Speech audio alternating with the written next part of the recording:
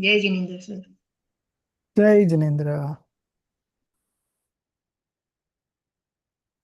अरिहंत सिद्ध सुर उपाध्याय साधु सर्व अर्थ के प्रकाशी मांगलिक उपकारी है।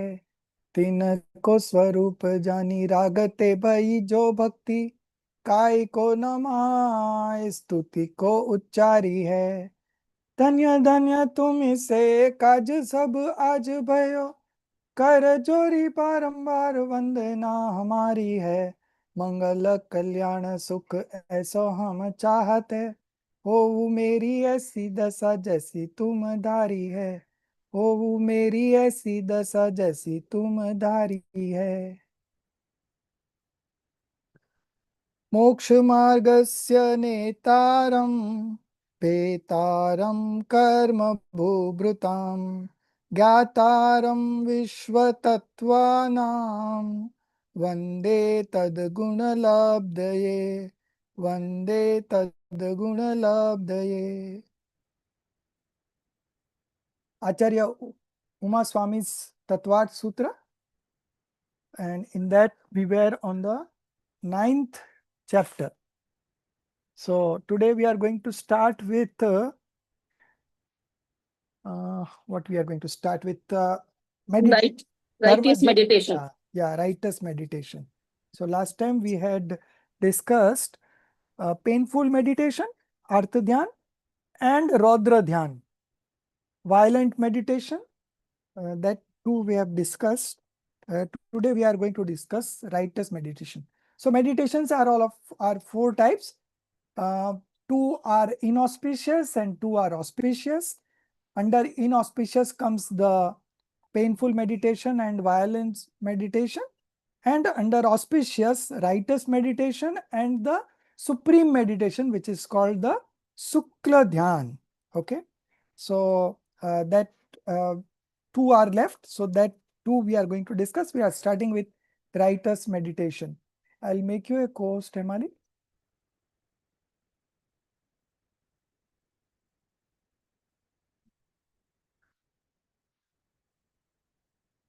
Yes, you are now co-host. You can share the screen, and we'll start with righteous meditation. So righteous meditation is in the form of contemplation. It starts at the fourth stage of spiritual development. Okay, Dharma Dhyan. So it starts at the fourth stage of spiritual development, and it goes on from the eighth stage. So fourth to seventh is Dharma Dhyan, and from the eighth stage it is Shukla Dhyan. Okay, supreme meditation. Okay, so when you get into the path of liberation, this is the first meditation, righteous meditation, that we are practicing. Now it has got two aspects. One is from the real point of view and the other is from the conventional point of view. The four different types of meditation given under righteous meditation are all conventional viewpoint. Okay, so the real viewpoint is when you are absorbed in yourself, when you are immersed in yourself, when you are into deep introspective meditation, when you are into pure awareness, Shuddhopyog, that is called righteous meditation from the real point of view. Rest all is conventional. Okay, but this conventional is mostly in the form of contemplation, and that only leads to the real meditation. So it has got its own importance, because you don't get into the directly into the uh, righteous meditation from the real point of view. First you get into the conventional point of view, and while contemplating you get to that experience mode, and that is the true religion. That is the cause of stoppage and dissociation. So we are aiming for that, but nevertheless the immediate prior stage before that is this conventional righteous meditation, and these are of four types. So I made you a co-host. Hemali, are you sharing? Yes, sir. I'm just opening it. I am Okay, no joined problem. You from take your a time. laptop. No problem. It's just Page 182. I'm just Yeah, page 182, right. just Hindi it is opening. 386. Okay.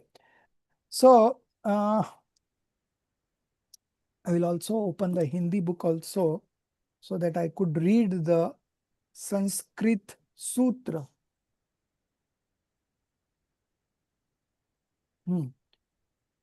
आज्ञा आज्ञा पाय विपाक संस्थान विचया धर्म यम्मा. So this is the main sutra, sutra number 36. What it says: contemplation in the context of scriptural command, that is agya vichay command, scriptural command, the instructions given by the acharya. Okay, contemplation on causes of sinful actions and its consequences, that is the second one, apai vichay. The third one is contemplation on fruition of karma. Third one is vipak vichay. And contemplation on structure of universe is sansthan vichay. These are the four divisions of writer's meditation. So the first one is agna vichay. So can you tell me, let's read the definition. Then you have to tell me this is from which exposition. Okay. Each writer's meditation is being presented from a certain exposition. You have to identify that exposition from where it is exposed. Okay. So read carefully. We begin with Pratibhaji. You read the first two paragraphs.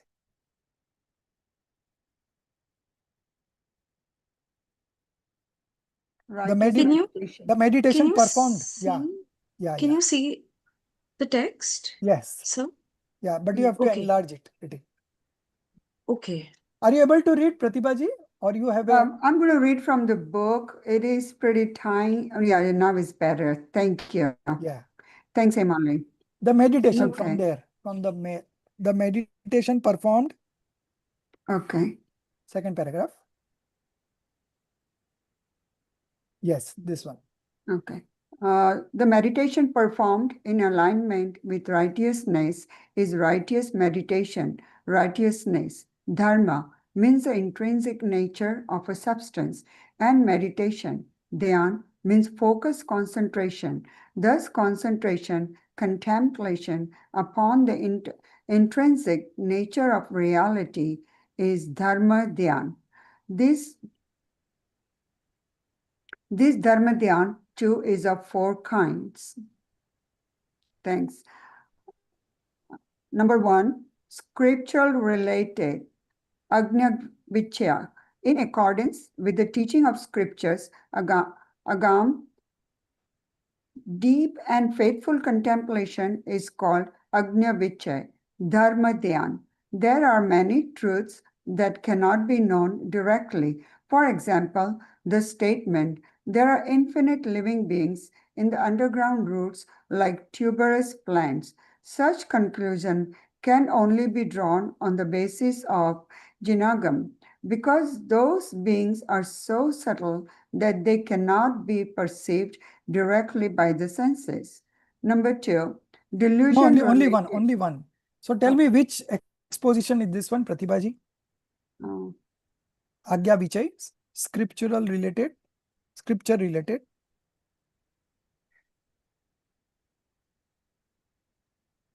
Dravyan Yog, Karnan Yog, Charnan Yog, Pratman Yog. Which one is this one?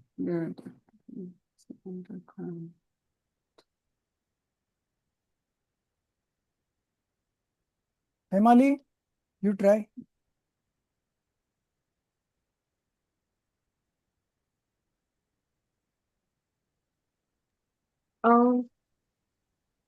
So, this is scripture related. This is maybe it's a Dravyani Yoga. No, Malti ji. So I also thought Dravyani Yoga only. Charnano Yoga. Charnani Yoga, right. See, that's, the infinite living beings in underground roots like tuberous plants and all. So they are giving giving you instructions, commandments of acharyas, you know. So that is Charnan Yoga, what you have to follow the disciplines. Okay. So this is Charnan Yoga. Now the second one, Malti ji, you read and then tell me which exposition is this one. Only number 2. Yes, sir. Yeah. Delusion related. Apay vichai. Since false belief, false knowledge, and false conduct are causes of worldly bondage, they are considered obstacles contrary to liberation. Apay. Intense reflection on how an ignorant being may protect oneself from such downfall is named Apay vichai, Dharm Dhyan. Another name for this Dharm Dhyan is Upay vichai. Upay means because it involves deep contemplation of the means to attain liberation, specifically reflection on right belief, knowledge, and conduct as the means to liberation. The profound contemplation of fundamental truths, tattva vichar, in the context of both false belief, mithyatva, etc., and the right belief, knowledge, and conduct is what constitutes the delusion-related apay vichai or means-related upay vichai type of righteous meditation. Tell me, which exposition is this one? Basically, it is about bhav and all. So which exposition? Out of 4, which exposition? So it is not Prathaman Yoga, it is not What it is? I don't know. So it also looks like then it must be Dravyan Yoga only. Yes, this is Dravyan Yoga only. Yeah. Because you are So I'm trying trying to to get rid of false knowledge, false Yes. beliefs. So this is Yes. all Dravyan Yoga. You have to do Ved Yes. Vigyan, descriptive knowledge. You have to practice descriptive knowledge, right? Yes. Okay. The third one is very easy. Madhuji, you read and tell me. Yes, sir. Karma related. Vipak Vichay. Reflection upon the fusion of karmas. Karnanu Yoga, sir. Yes, you read the whole one. Okay, yes. Reflection upon the fusion of karmas is named Vipak Vichay Dharma Dhyan, which karma yields its result when what consequences it brings. Such deep contemplation about all aspects of karma falls under this Vipak Vichay form of righteous meditation. Karnanu Good. Yoga, sir. Good. Next, Jia, you read and tell me which exposition is this one. Yes, sir. Universe related, right? Yeah. Universe related, Samasthana Vichai. What is the structure of the universe as described in the Janagam, reflecting upon the arrangement of upper world, Urdhvalok, lower world, Adhyalok, and middle world, Madhyalok, that is the geographical cosmology of Jain philosophy, constitutes the Samasthan Vichai Dharma Dhyan. This is Dravyanu Yoga. This is again Karnan Yoga. Yes. Upper world, middle world, Yeah, lower Karnan world. Geography. So this is again Karnan Yoga. Karnanu. So you see all these 4 expositions are of nature of contemplation. You are thinking about it, right? So these are all conventional writer's meditation. What is the real writer's meditation then?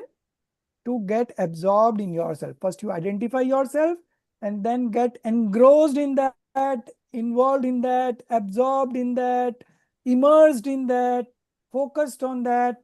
Okay. So that is only the real point of view meditation. Okay. Writer's meditation is that. And that starts from 4th stage of spiritual development and goes up to the 7th stage of spiritual development. Okay. Now, further discussions according to the knowledge derived from Jinagam. Okay, from there you read Hemali. So, just one question. This universe-related thing with Jia, right? So that is Dhavyana Yoga, no? Cosmology of Jain No, philosophy. Karnan Yoga. What are the 3 main branches of Karnan Yoga? One is the Karma theory, Karma. Jeev ke Vishesh, some different Yes. types of soul. So Gomatsar Jeev Kand, you will read about that in the 10th sem. Yeah. So that is different types of Jeev. So that is Karnan Yoga. Then Karma theory, that is Karnan Yoga, and Teen Loka Varnan. So this is the description on 3 worlds. So that's why cosmology and all are part of Karnan Yoga. Yeah. Actually, it is geography and karma. This one. Geography. Okay, sir. Thank you. According to the knowledge derived from Jinagam, all these modes of contemplation are psychic in nature, Vikalp Atmaka, and thus are considered conventional righteous meditation, Vyavhar Dharmadhyana. The real righteous meditation, Nishchay Dharmadhyana, is one pointed concentration on oneself, achieved by knowing and perceiving the divine self that has been realized through the grace of the teachings of Jin, Deshna Labdhi. One must deeply reflect upon the following. Supreme meditation, Shukla Dhyan, is not possible for anyone in this fifth era, nor for householders, even in the fourth era. And sorrowful meditation and violent meditation are not to be engaged in. The only righteous meditation will Thus, only righteous meditation remains, and this alone is feasible in the fifth era, even for knowledgeable households with right belief. Righteous meditation is not possible for those with false belief, mithya drishti. Nowadays, whenever people speak of meditation, these four types of righteous meditation, such as Agna Vishay, and the others, are not even mentioned, nor is attention paid to the fact that it can only occur in those with the right belief. If we reflect upon the subject matter of these four types of righteous meditation, one fact becomes clear. Without the study of Jnana, righteous meditation is simply not possible. Without knowing the Jin Agna, how can there be Agna Vichay Dharma Jnana?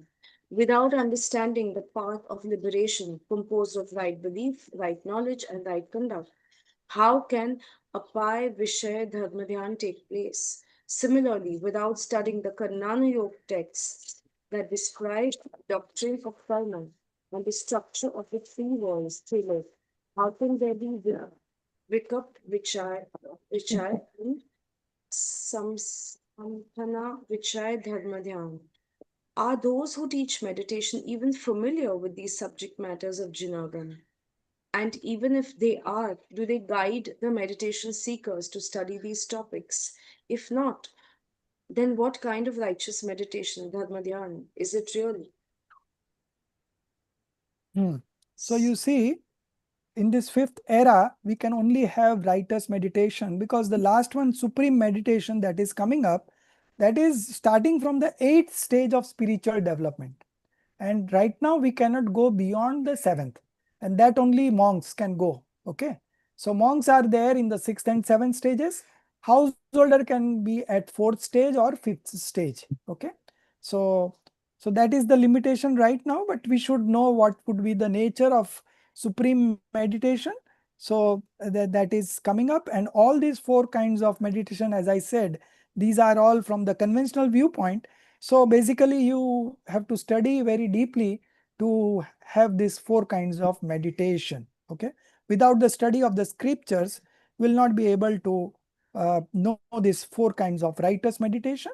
So that is all from conventional viewpoint, and the real viewpoint righteous meditation is the self-absorption, as we discussed. Okay. So our objective should be to get into the real kind of this one. But this, since this acts as a complement to that real point of view, so conventional meditation is in the form of contemplations, and that also we were very well do it in day-to-day life also. Every time when there is a problem, we try to solve it from the knowledge that we have acquired from the scriptures. So in a way, we are also practicing this righteous meditation every now and then when we are looking for the solution, when we are contemplating, when we are thinking, analyzing, all these forms, righteous meditation only. Okay. Now we come to the last one, supreme meditation. So what is the shabdarth of this aphorism? So यहाँ पे तो आग्ने अपाय लिखा हुआ है, paragraph में अपाय विचाय लिखा हुआ है. They are two different. So there they explain, no, कि it is also expressed in two ways. One is the apay vichay. Apay vichay means to find solutions to false belief, false knowledge, and false conduct. Okay, and the other name is upay vichay. Upay means the means. Okay, so apay means 1 minute. I'll tell you what is the meaning of the word apai.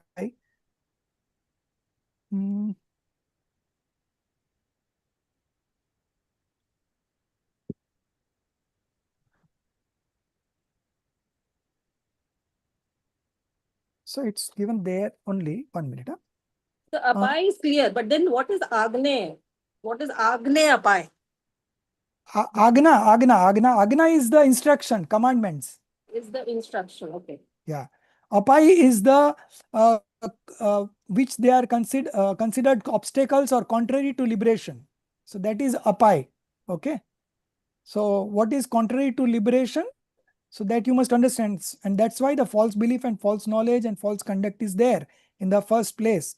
And to get rid of that, the means to get rid of that is the second form of apai vichay. So either it is called upai vichay or apai vichay. In both the cases, the end thing is that you get into the right belief, right knowledge, and right conduct. So that's why it's a part of Dravya Niyog. And But then what is Samsthana Vichai?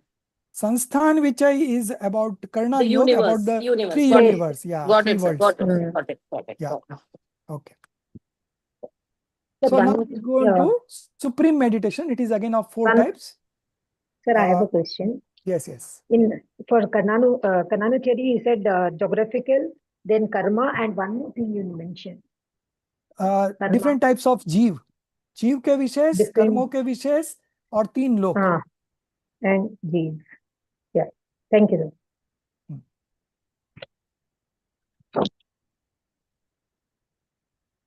So supreme meditation, now we move on to the last one, the supreme meditation, which starts at the 8th stage, and it has also got its 4 subdivisions.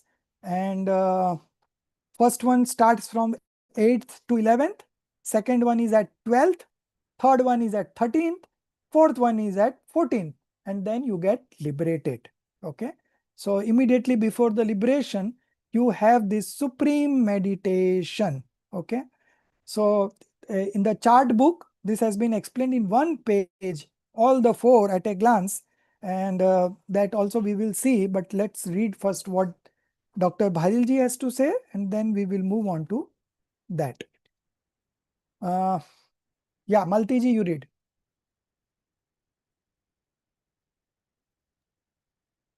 Yes, sir. Supreme meditation, Shukla Dhyan. Now, finally, the discussion of supreme meditation, Shukla Dhyan, becomes relevant. So, first, let us clarify who attains supreme meditation. That is, who are its possessors. The related aphorisms are as follows. Shukla Chadhye Purva Vidaha Pare Kevalena. The first 2 types of supreme meditation belong to the omniscience of scripture, Shrut Kevalis. By the inclusion of the word cha in the aphorism, righteous meditation is also implied. That is, Shrut Kevalis are also endowed with righteous meditation.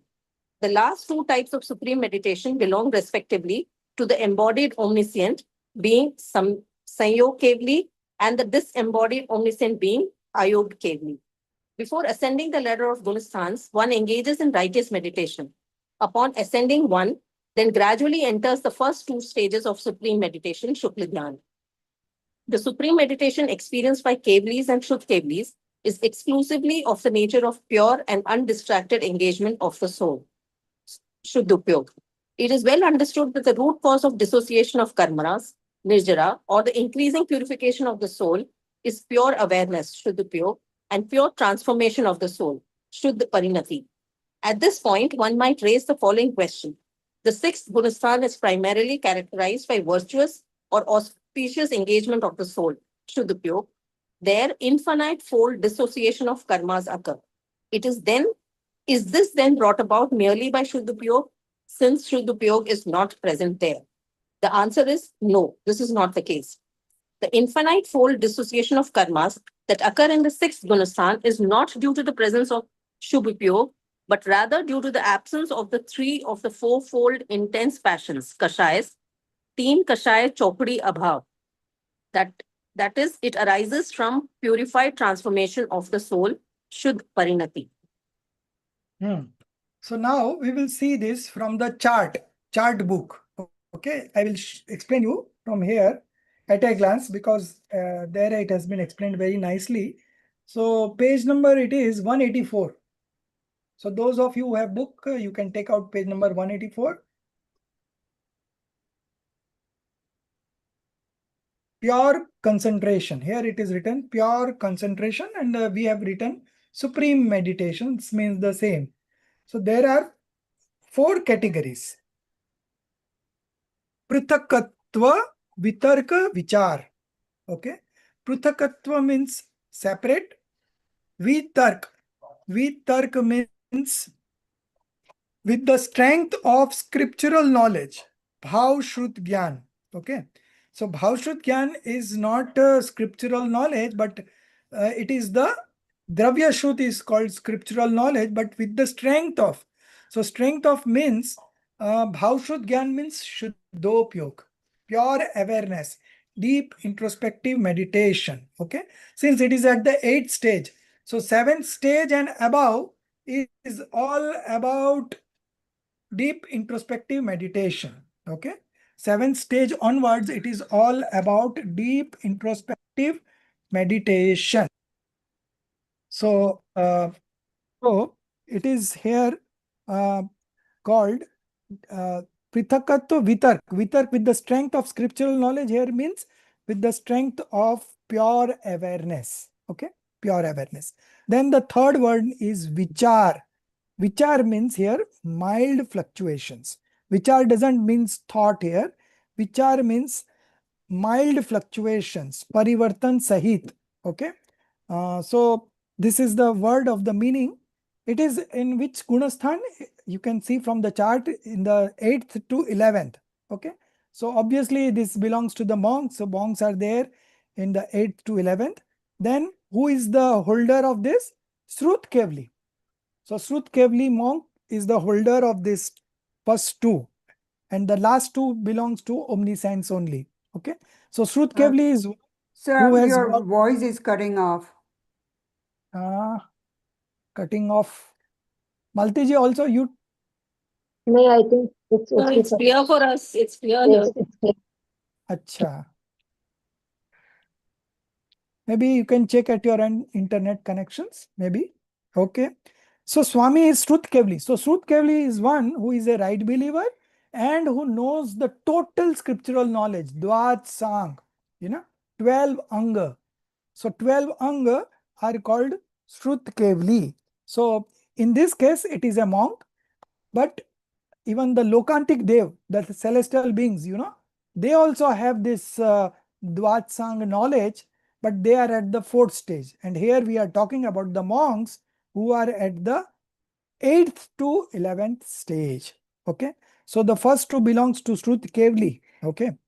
Then which yoga? Which yoga means mind, speech and body. What is involved at this stage?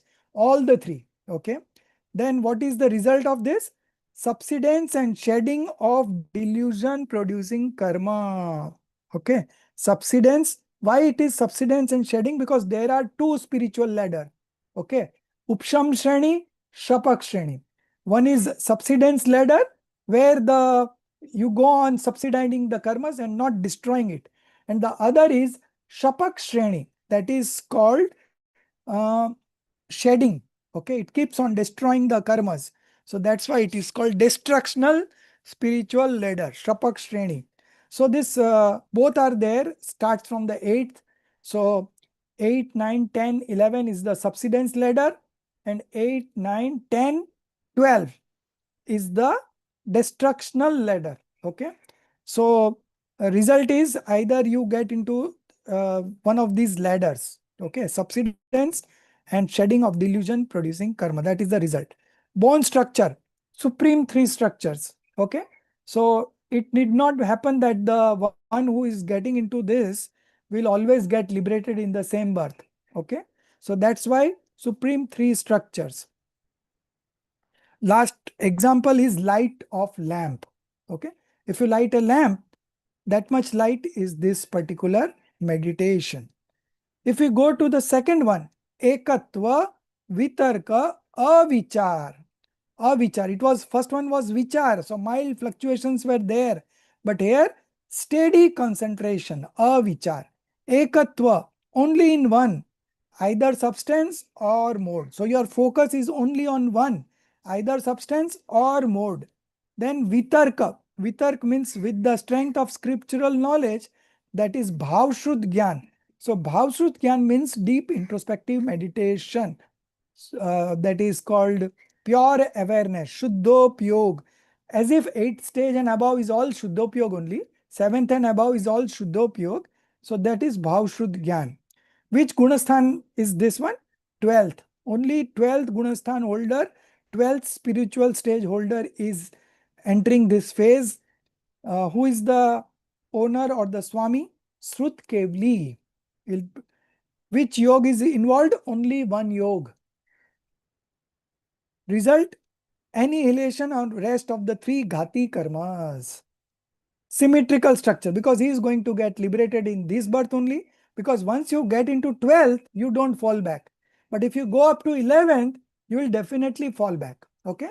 So here you don't fall back. So the structure, bone structure is symmetrical structure. So all those who get liberated, they have this highest form of bone structure called symmetrical structure. Vajra, Rushabh, Naraj, Sahanan. Okay. Vajra, Rushabh, Naraj, Sahanan. That is called symmetrical structure. What is the example? Light of precious gems. So what is the difference between light of lamp and light of precious gems? So light of lamp, if the wind blows very strongly, it will fluctuate. It can also go away. Light can also go away. But this precious gems, whether it is a storm or tsunami, whatever it is, not affected. So that is light of precious gems. So this is more concentration. You are now at the 12th stage. Just within 48 minutes, you are going to get liberated. Not 48 minutes, but you are within 48 minutes, you are going to manifest omniscience knowledge. Okay. Then you can remain at the 13th for a longer duration. Like Simandar Swami is there in the Mahavidesh Kshetra right now. His lifespan is 1 Koda Kodi Sagar, which is a very long period. Again, the Tirthankar will start coming here, and when the 12th Tirthankar will be here, at that time he will get liberated. So such a long So Jambu Swami is also Shrut Kevli, no? Jambu स्वामी या जम्बू स्वामी तो केवली हो गया ना केवली है तो पर सब वो ओमनीसेंट नहीं हुए वहीं पे he is the last person to get liberated. So he was liberated, so he is also omniscient, that means, no? Yes, he is omniscient. He is omniscient. That is why we pray. Yes. Even we can pray to monks also. Yeah, right. Dev Shastra Guru. So Guru is monk, but which monk? Who is Bhavlingi Muniraj, whose 3 levels of passions has gone on. Okay. Those are the real monk, and though who doesn't have any kind of possession, external or internal, and who doesn't take prepared food for them. That is the one condition that you can check right now. आजकल चौका लगने के बोली जाती है. There are bids happening for inviting monks to have alms, So that is not correct. Monks come और professional चौका बनाने वालों को बुला लेते हैं. वो भी चौका नहीं है. हाँ, वो भी चौका नहीं है. So ठीक है. This all distortion have come from time. We don't want to discuss that. But it should be a true monk. That is Guru. Okay. So you can also worship the true Guru with 8 dravya. 8 dravya से उसकी पूजा कर सकते हैं. Okay. ठीक है. So yeah. one question. Yes, So yes. this one yoga is just body, no? Now mind and speech is not there, Yes, correct? yes, right. So mind, speech is not there, but speech is there, but the involvement is only the yoga. So, sorry, mind is also there, speech is also there, body is also there, but only one would be involved during the meditation, right? One would be involved. So in this, the first one, all the 3 were involved, but here only one will involved. Then when we move on to the third one, then there only the body is left. Mind's function and the speech functions is no more there. Okay. Kai Yoga only. So here it could be anything, mind, speech, and body. The third one is Sukshma Kriya Pratipati. What is this Sukshma? Sukshma Kai Yoga. Subtle bodily activities, because only body is there at the 13th stage. So subtle bodily activities. And apratipati. Apratipati means infallible. You will not fall from this stage. So once you enter the 13th stage, you don't fall. Even once you enter the 12th stage, you don't fall. Okay. Gunasthan, which one? End of 13th. So end of 13, all the three ghati karmas get destroyed. Okay. So you manifest omniscience knowledge. Who is the holder? The omniscient being, Kevli. Which yoga? Only Kai Yoga is left. And what is the result? Absence of any physical activity. Bone structure, symmetrical structure. Example, light of the sun. So you see the example, light of lamp, then light of precious gems. Now this is the light of the sun. So who can stop that light? Nobody can stop the sun from giving its light, right? So it is called the light of the sun. All the substances of the universe with its past, present, and future modifications are reflecting in his omniscient knowledge. Okay, so that's why it is called light of the sun. Sir, I have a Last one. question. Yes, Yeah, yes. One yoga, in one yoga, which is working during meditation? It could be anything. It could be anything. Mind, speech, and body. Anything at the 12th stage. But generally talking, Okay. it would be one of these three. Okay. Oh, But in the thank you. 13th one, it will be only the Kai Yoga that is still left. Okay. Thank you. The function of mind has stopped now because you have Keval Gyan. Mind functions through Mati Shuddh Gyan. So now Mati Shuddh Gyan is not there. Now it is only omniscient knowledge. So mind's function has stopped. The speech functions has stopped. Okay. And the Kai is only the one yoga that is remaining. Okay. Now we move on to the fourth. View Parat Kriya Nivritti. Freedom for all kinds of activities is called View Parat Kriya. So Samastha Yoga, all the body activities has stopped because the body is not there. Because body has evaporated just like a camphor, you know. When you burn the camphor, where it goes, Hemali? It disappears in the atmosphere, right? Similarly, Yes. the body disappears and the soul gets to the Siddhalaya.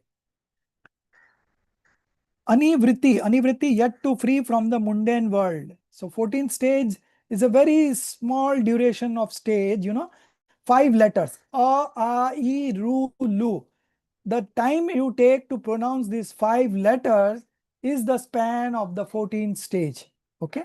And then you get liberated. So this is the 14th stage. Then who is the holder? The omniscient is the holder. Which yoga? No yoga. Because body is also not there. Result, annihilation of 4 aghati karmas and liberation. Bone structure, symmetrical structure. Example, light of the sun. So you see, this Sukla Dhyan, supreme meditation, starts at the 8th stage. But still, as a matter of knowledge, we have done this. So the more you focus on yourself, the more you get immersed in yourself, the more you get absorbed in yourself, all this will automatically appear in your life. Okay. This is not something to be done consciously. This happens. Consciously, you have to just focus on yourself. First, you identify yourself by reading the scriptures, contemplating, then analyzing, and then you just concentrate on the self. So that's why monks have only 2 tools with them. One is Pichi and one is Kamandal. Shastra is not compulsory. It is optional. Okay. So those monks who have not studied much, so they keep Shastras also, but that is an exceptional exception. Most of the monks don't carry scriptures with them because they've already studied. Now their only job is to focus on the self. They've done all that studies and everything. Now they are well prepared to focus on the self, and that is their primary duty. Either they are focusing on the self, or if they are not able to focus on the self, then they write scriptures, give instructions, go for alms. All these happens at the 6th stage. At the 7th stage, they are just focusing on themselves. Okay, so these are the 4 kinds Sir, I of had a question. What does Yes. bone structure mean? bone structure. So our body rests on the bone structure, you know. So the stronger your bones, the stronger the body. So when you are supposed to get liberated, right? So at that time, your bone structure is of the highest level, strongest level. You know, Hanumanji, he was also going to get liberated in the same birth. So one of the celestial being took him in the sky and threw him from the sky. And when he fell down, the floor on which he fell down, it got broke. But Hanumanji remained unscathed. Why? Because he had got the highest level of bone structure, which is only applicable, which is only available when you are going to get liberated. Okay. So that is the highest bone structure. That is called. But how is it there in the last stage? Because your kaya disappears. Yeah, in the just like camphor, you know, camphor evaporates. Similarly, the body evaporates and the pure soul goes upward into So it's the still there in the last stage because it's written. 14th stage. As I said, it's only 5 letters. The time you take to pronounce 5 letters, that much is the duration. And during that duration, the moment you finish those 5 letters, the body evaporates like a camphor, and the pure soul releases from the body, it liberates, and it reaches the Siddhalaya as a pure soul. No association of body, no passions, nothing. So our structure is like that only. We are all pure soul. Right now we are in this body. This is our leave license flat, you know. We have come here for a fixed duration. If we are able to manifest this Ratnatraya, 3 gems, then we are into the path of liberation and we will also get liberated. Otherwise, if we miss this opportunity, then this wandering will keep on happening again and again. We don't know when again we will become a human. We don't know when we will again have this access to this kind of scriptures, you know, which gives us guidance to how to get liberated. So make the most of this opportunity. So when you are going abroad? September. September. Okay. So I'll be Yeah. couriering the books next week only. So you carry the books. Okay. Mhm. 2 hours a week, you just spare time over there also. Yes. While studying, I know you will be very busy there, but still you have carried up to so much. So you continue to that, because this is only the thing that is going to relax you in all situations, you know. All other things, there is always a doership involved. So the doership involved, so anxiety will always be there. And this is something which will relax you from all those kind of anxieties. At the end of the day, we are not the doer, we are the knower. Okay. Yes. So even if you get less marks, even if the teacher scolds you, even if you have to face any adverse situations, always you will be in a happy space, because you know it's all according to the eligibility of the moment that the things happen. It doesn't happen according to us. So you will be relaxed. Okay. So of course there will be a challenge, but I feel that you will be able to carry it off. Good. So now we move on to the next, which is the next aphorism. Page 389. Types of supreme meditation we have done. Page 390. 391. Innumerable times multiplied dissociation of karmas. Okay. Asankhyaat guni nirjara. So when this dissociation starts, you know, it goes in an exponential way. 2, next moment it will be 4, next moment it will be 16, next moment it will be 256. So it's an exponential growth of destructions of karmas. So karmas get destroyed in such a manner that Bharat Chakravarti, the moment he became a monk, it took him only 48 minutes maximum to get to the omniscient knowledge. So that means the dissociation process would have been so fast that within 48 minutes he has destroyed all the ghati karmas, all the obscuring karmas, all the 4 obscuring karmas. So it becomes very fast because of this gun shreni nirjara. So one who is in the 4th stage, samyak drashti, his process of dissociation is how much, then next to him is how much. So all the 10 categories are given. Second one is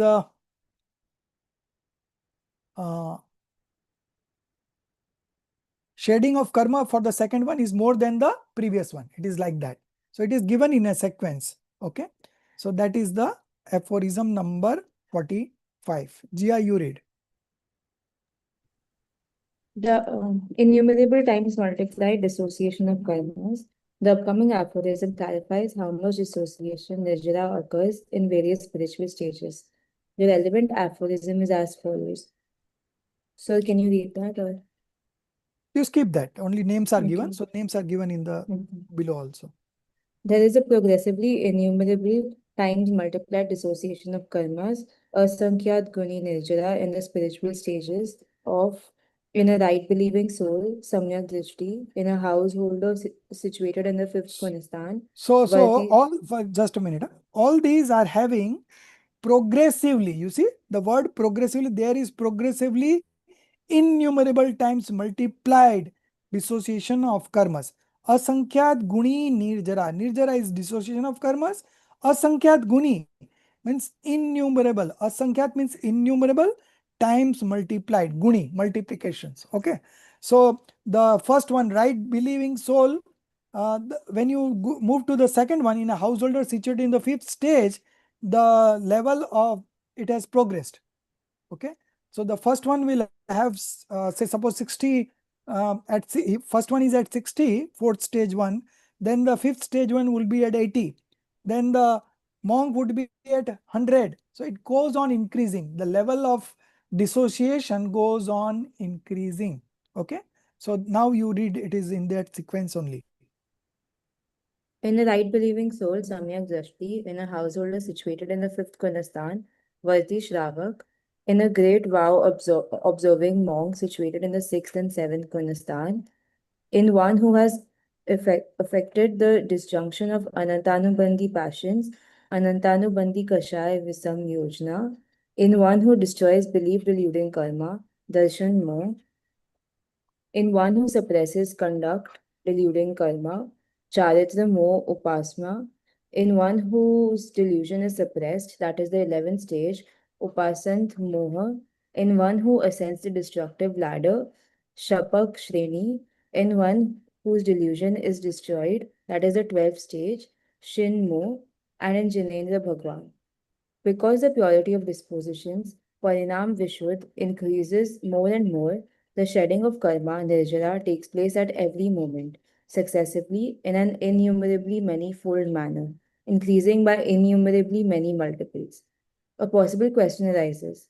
The householder, Shravak, in the 5th stage dissociates karma in innumerable times multiplied measure due to his status as a right believer, but how does one with unrestrained right belief, avidat samyak drashti, alone attain innumerable times multiplied dissociation of karma, asankhyaat guni nirjara?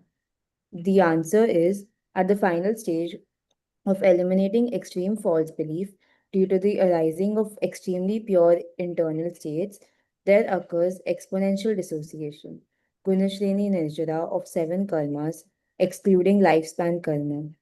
Due to this, the unrestrained right believer undergoes an infinitely greater amount of karmic dissociation. So you see, so the first one, right believing soul, then the next one is having multiple times that. So here purity goes on increasing, and at the same time the dissociation of karma also goes on increasing multiple times, multiple times, multiple times. So you see, it becomes so easy. Bharat Chakravarti went through all these stages.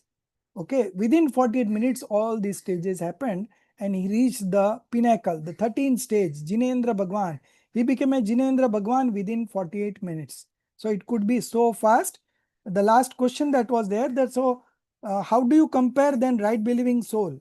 So the one who is a false belief, but he is just very near to manifest right belief. Okay. So that compared to that, he is having a Sankyat Guni Nirjara. So the first one's comparison would be with the wrong believer, but who is about to get right belief. Is very close to getting right belief. So you can compare it that way.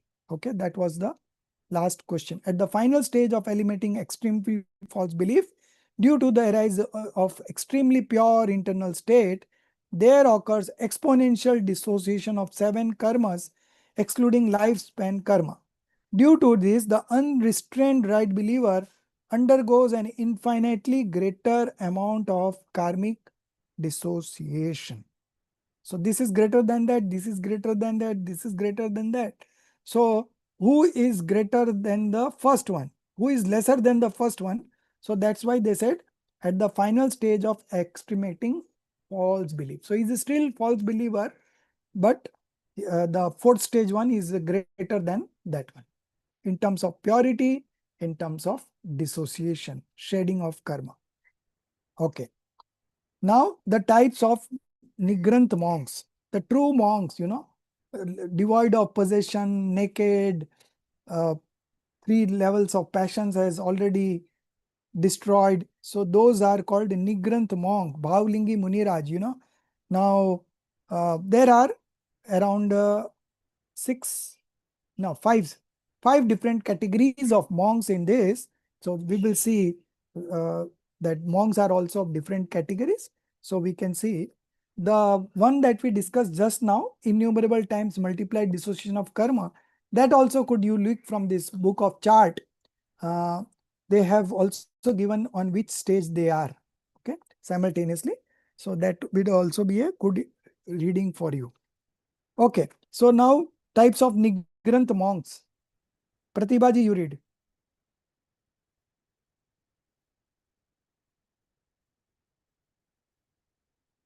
Types of Nigranth monk. The aphorism that describes the types and characteristics of Nigranth monk is as follows.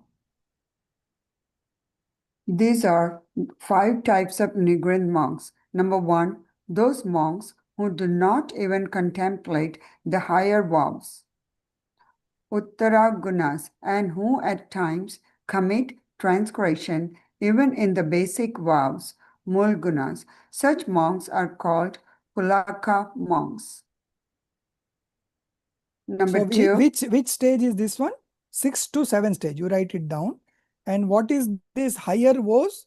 So there are 34 higher vows, which includes 12 tapa, 12 austerities, and 22 afflictions, 22 hardships. Okay. These are the Uttar Guna. 22 plus 12 is 34. So these are Uttar Gunas. Okay. And basic was Mool Gunas, how many numbers? 28. That you all know. 28 Mool Gun. Okay. So these are 28 are the basic was. And in that basic was 5 Samiti, 5 sensual pleasures, then 5 Samiti, 5 Indriyajay, then 5 something Charitra, then 6 Aitan,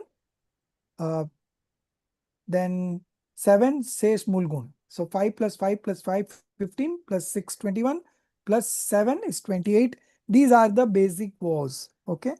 And 34 is the Uttar Guna, higher vows. So those monks who are in the 6th, 7th stage, they have these higher vows also. So those monks who do not even contemplate the higher vows, so they don't have the higher vows right now at this stage. Pulak, they are called Pulak.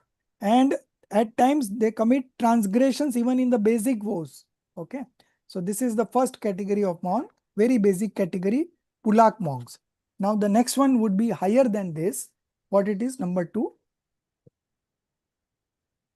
Number 2, those who are always intent on renouncing both external and internal possessions. and who observe the mulgunas flawlessly, yet still harbor attachment to bodily and monastic implements like the pinchi. Such monks are called Bakus. Bakush monks.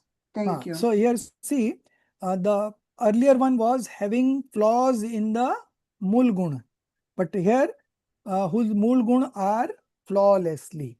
So that much is the difference. So this is a basically higher category, but this is also in the 6th, 7th stage. Okay. Now the third one is of two types. Okay. Mhm. Go ahead. Number 3, Kushila monks are of two types. Pratisevana Kushila. Number 2, Kasaya Kushila. Those whose Mulgun and Uttara gunas are both complete, but who occasionally lapse in the Uttar gunas, these are called Pratisevana Kushila monks. Number 2, those who have subdued the rise of all other passions, but have not subdued the rise of subtle destructive passions, Sanjavalna Kashai. These are called Kashai Kushila monks. So the Number first one is 4, at the 6th, 7th stage, first one. The second category is at the 6th to 10th stage. So they are at the higher level. Now the fourth one that is coming up, that is at the 11th and 12th stage. All these categories are of monks, but they are at different levels, you know. So you see the difference. So now the fourth category is at the 11th, 12th stage, and the last one is the 13th, 14th stage. But still they are all monks. Yeah, continue. Fourth one. Okay. Number 4, those monks in whom deluding karma, mohana karma, does not even arise, and the rise of the remaining destructive karma, gati karma, is as faint as a line drawn in water, and who are on the verge of attaining omniscience, Keval Gyan, within the next 48 minutes, Antarmurat. Such monks are called Nirgranth. Number 5, those in whom the destructive karma, ghati karma, have been destroyed.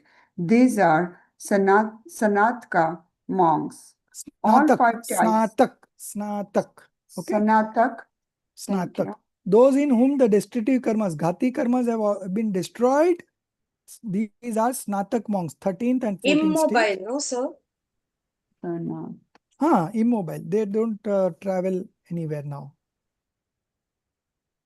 But if it is a Tirthankar, then they do travel, you know, but not like us through walk.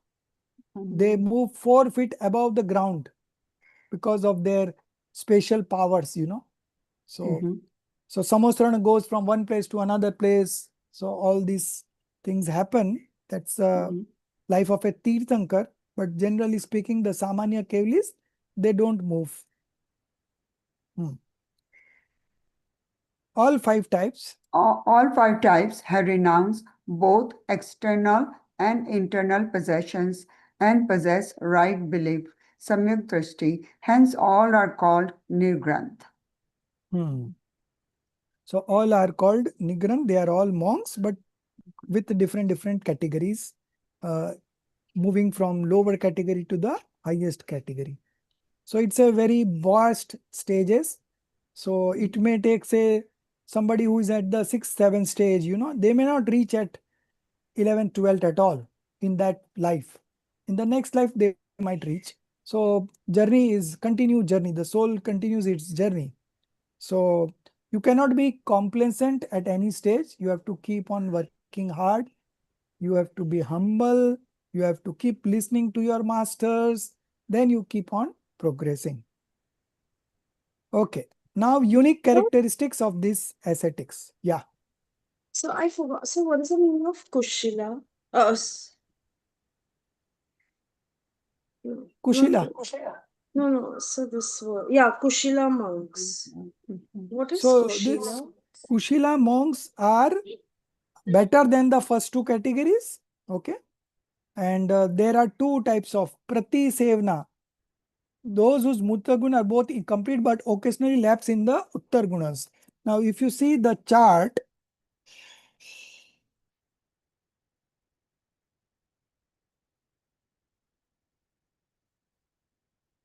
one minute, Prati Sevna.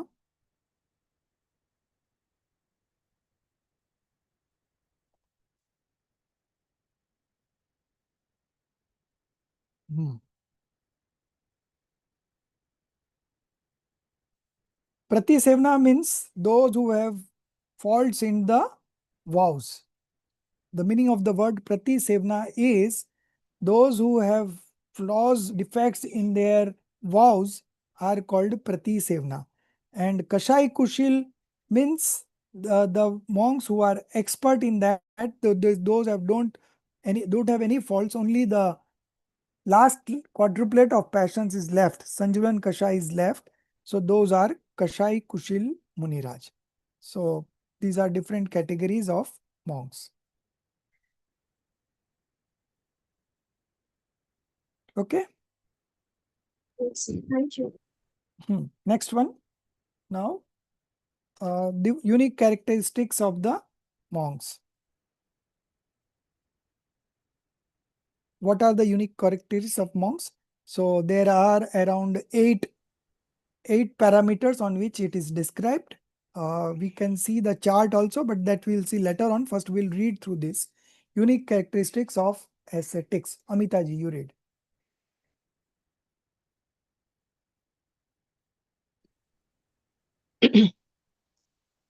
Unique characteristics of ascetics, Munirajas.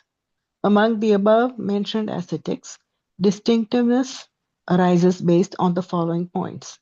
The related aphorisms is as follows. संयम, श्रुत, प्रतिसेवना, तीर्थलिंग, लेश्या, उपपाद और स्थान के भेद से पुलाक आदि मुनिराजों में भेद होता है. 1. Equanimous Sanyam. The Pulaka Bakusha and Pulak Bakush and Pratisevna Kushil monks possess equanimous restraints and reinitiation after transgression. Chedopasthana types of restraint. The Kashai Kushil monk has 4 types of restraints: equanimous Samayak, reinitiation after transgression, Chedopasthana thorough purification, Parihar Vishuddha, and subtle passions, Sukshma Sampray. The Nirgranth and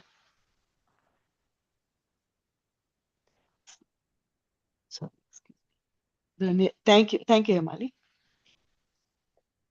I lost my place.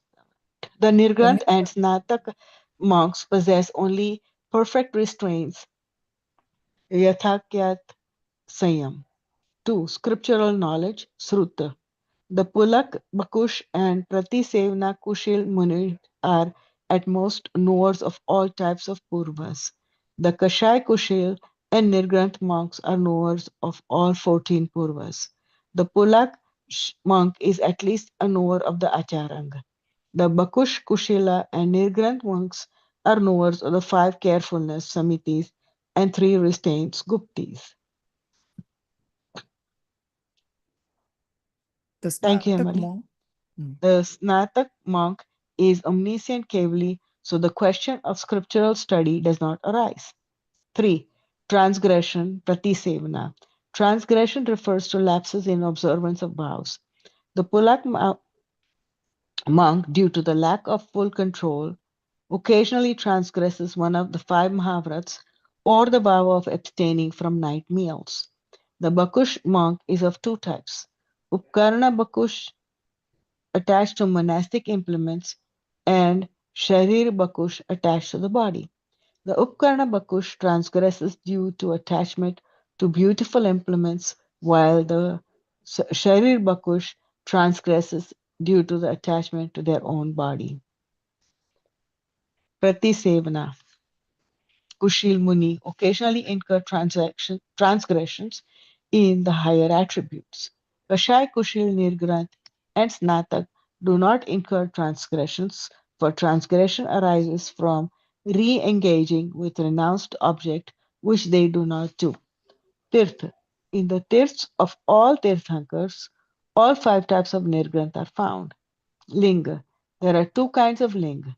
Dravya Ling, the naked, possessionless monk who have not attained right belief, and Bhavling, a true possessionless naked Digambar Jain monk with right belief. From the perspective of Bhavling, all 5 types of Nirgranth are Bhavling because all possess right belief and restraint. From the perspective of Dravyaling, although all Nirgranth are Digambar, the Snatak does not carry Pichi and Kamandal implements while the rest do. Hence, there is a slight difference in Dravyaling.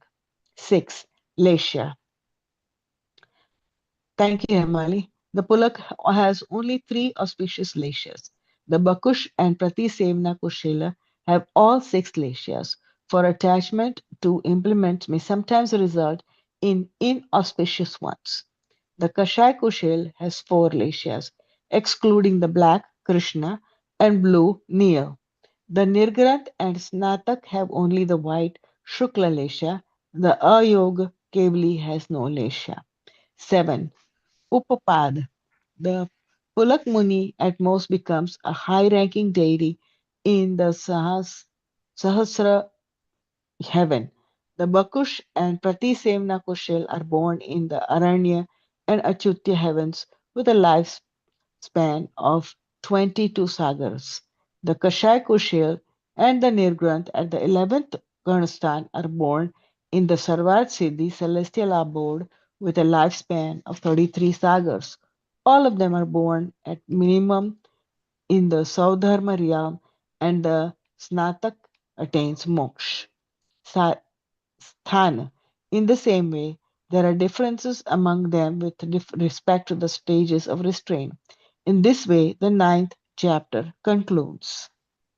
Now, all this explanation, if you see at a glance, from the chart, it would be easy. Just now we categorize the monks into 5 categories. So all these 5 categories are mentioned here, and you can see the chart on page number.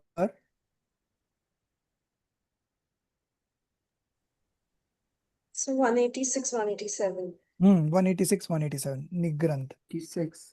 So here it is mentioned Pulak in terms of nature, how is its nature, which spiritual stage it is in, then Charitra, how is their Charitra, what are 5 out of 5 kinds of Charitra, which are they observing, then scriptural knowledge, Srut minimum, all these are written, minimum, maximum, then Prati Sevna, flawed discipline, then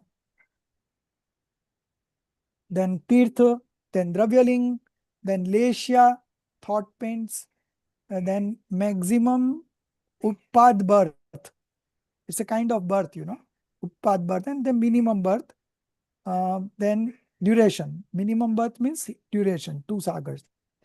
Then Sanyam, self-restraint.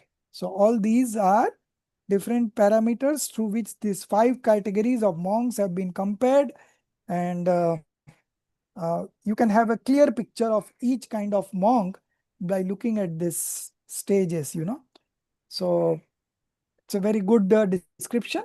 Although it's not easy to remember all these names, we have been introduced for the first time all these names, but nevertheless, you have open book exam. So whenever a question comes, you have to refer this chart and you will be able to know who are the monks who are having flaws, who are without flaws, who are with passions, who are without passions. All these you can make out from here. So that will be a good reference when you. So I would request everyone when you give objective exams, you do refer the textbook. Even if you know the answer, just spare time to don't finish the objectives in a hurry, but spare time, and especially after giving the exams, when you find your mistakes, then you have to know where you did the mistake. Then only it makes sense in giving exams. So once you are aware of your silly mistakes, then next time you are alert. Okay. So you should always explore where you have gone wrong and what would be the right. And then in case if you have any doubt, you have to take a screenshot and send me across. Then I will explain you. Okay. sometimes we are not able to, like one question yesterday, someone had asked one question. So it was wrong because it is Koda Kodi Sagar, and the answer was there Kodi Sagar. So just simple one word change in, so that minor changes, subtle changes also you have to look at. So you have to be very alert in when giving objective exams, otherwise you make silly mistakes. Although from the textbook, if you refer the textbook, all the mistakes are, you can avoid all those mistakes if you really look at the textbook at that point of time. Okay. So you have to give attention while giving objective exams, and you can find all the answers from the textbook. All these exams we are appearing first. So we are always very careful. If there is any question which is out of syllabus, we point out to them that this is out of syllabus, student will not know this answer. So they change it also. Okay. So now the exams are very fair. The system has improved. So you should enjoy giving your exams. At the same time, when you are incurring any mistakes, you should know the mistakes in detail. So the next time you don't repeat it. Okay. Now we'll move on to the last chapter, the 10th chapter. Okay. So here also, if you study through the charts, it would be easy. But first we would like to read the background of the 10th chapter. Okay. Madhuji, you read the background. Yes, sir. Thank you. 10th chapter. In this scripture named Tattvat Sutra, the exposition of the realities of fundamental elements, that is Tattvatas, was resolved.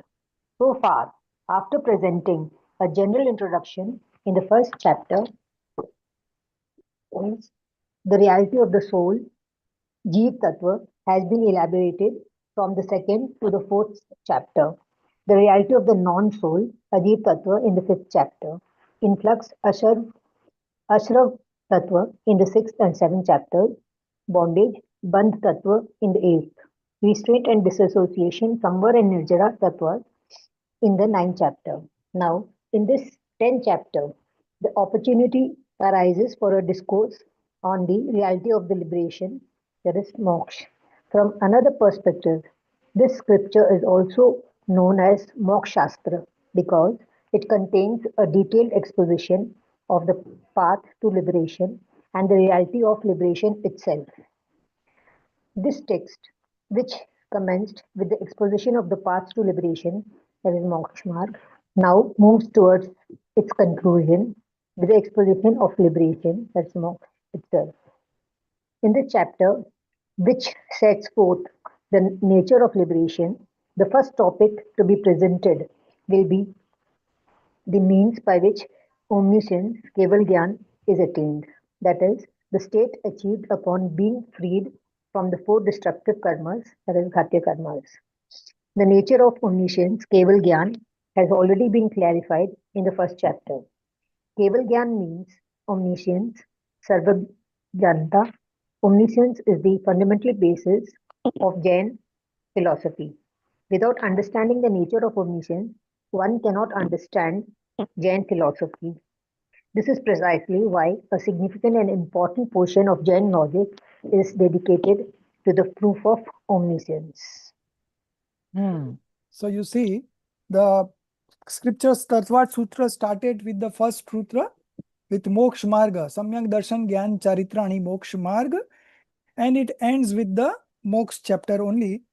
Throughout the scriptures, they have explained the fundamental elements from the conventional viewpoint. Okay. Now we move on to the next topic after the introduction. Means of attaining omniscience. Okay. For the attainment of moksha or liberation, the attainment of omniscience is absolutely essential. Hence, it is addressed first. So first we will read about what is omniscience and why you are not, first you have to become passionlessness, then you will become an omniscience. Without becoming passionlessness, if you become omniscience, what will happen? You will see in your omniscience knowledge that last birth he killed me, in the last birth he was my enemy. So then you will be manifesting attachments and aversion. So Sir, I have a there's a question. very good system First you manifest passionlessness and then you become omniscience. So since now you are passionless, even if you are knowing everything, you are not reacting in any way because you have already achieved total detachment. Yeah, ask the question. Sir, we also are aware of this that in the hell, वहाँ पे भी ज्ञान रहता है ना sir? क्या क्या? Even in the hell, they say कि we ज्ञान रहता है कि who hurt me and we take हाँ, वो अवधि ज्ञान बराबर. So the hellish being by default have this clairvoyance knowledge, and through clairvoyance they come to know that he killed me in last birth. So there is lot of enmities, fighting going on in the hell, you know, sufferings and all going on just because they have this Avdi Gyan, and through Avdi Gyan they can make out that he had killed me in the last birth, and this he took away my wife, and these and that. All those things reflect in their clairvoyance knowledge. So that's why they are fighting all the time. तो वहाँ पे भी अपन को ज्ञान हो सकता है what we should do. हाँ, वहाँ पे भी सम्यक दर्शन हो सकता है. Hmm. You can have right belief there also, but you cannot move beyond right belief. That is fourth stage. Only fourth stage you can achieve there. And there are many right believers over there right now. Yeah. In spite of so much of suffering, they say that we are the most luckiest fellow in this universe. We are experiencing eternal bliss all the time. So there is a bhajan by Pandit Daulat Ramji. Bahar narki krat dukh bhoge, antar sukhras gata gati. Although from outside I am suffering, but from internally I am absorbing the eternal bliss. Antar sukras gata gati.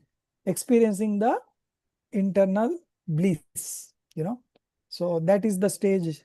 So in hell also, you can manifest religion. Yeah. So when you say that you're, enjoying eternal bliss, so what is happening inside? So any- a level of comfort is there. The passions are there, but it is not of the first quadruplet of passion. That has already gone because you are a right believer, right? So that level has gone. So whatever passions left over are there. Outer activities are of very high nature because it's a hellish being. So all the time you are fighting these and that. It's not that you are simply sitting and meditating. It never happens. In spite of all this, the internal connection that you have developed with your pure soul, okay, by means of practicing discriminative knowledge, that remains with you, and through that you are always in the happy space from inside. Outside, of course, there are these things happening, but internally that swift flow of eternal bliss keeps on coming. You are enjoying that eternal bliss. The taste is still there at the hellish level also, and outside lot of things are happening. No, sir, that I understood. So what I mean is when you say that there is eternal flow of eternal bliss, so what exactly is the feeling that kind of is it described in any scriptures? What I'm just No. thinking, Yeah. like, won't they get bored just like meditating? Because that's happening to No, me. they don't meditate. They don't meditate. They are all the time fighting only. But the internal connection that they have developed, that much is the only grace. We can say that much is the only good thing that they are having. The connections continues. Once you have manifested the right belief, the internal bliss, eternal bliss keeps on flowing. And from outside, the things are also happening. So both things happening simultaneously. So the level of passion that has already gone off, to that level, to that extent, you are enjoying the eternal bliss.